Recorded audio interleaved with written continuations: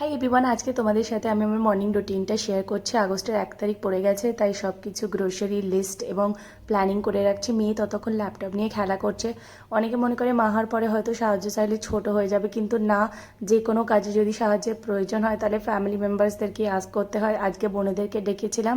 আমার খরগোশগুলোর শরীর খারাপ, মেডিকেশন দেওয়ার ছিল, মেডিসিন দিয়ে ওদেরকে সকালে আমার মেয়েকে আজকে ওটস বানিয়ে দিয়েছিলাম। খুব ইজি, পাকা কলা আর ওটস আর দুধের সাথে। আমার ছোট বোন আর মেজ বোন দুজনেই কিন্তু পুরো সকালটা এবং দুপুরটা এখানেই ছিল। ওদের জন্য বানিয়েছিলাম ডিম বিরিয়ানি, যেটা খুব ইজিলি, মানে আমি অনেকবার বানিয়েওছি আর ইজিলি হয়েও যায় তাড়াতাড়ি।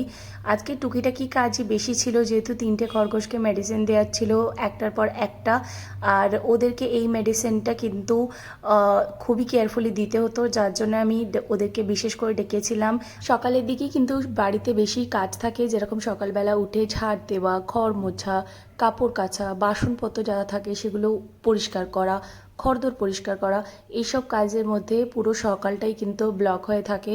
বিশেষ করে আমার জন্য, যেহেতু আমার ছোট মেয়ে আছে, তার উপরে আমার 4টে খরগোশ আছে, তাদের সব রকম টেক কেয়ারও আমাকেই করতে হয়।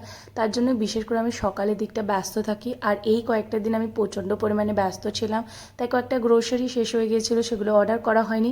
আজকে সন্ধ্যেবেলা ভাবলাম না গিয়ে জিও মার্টে অর্ডার করে দিই।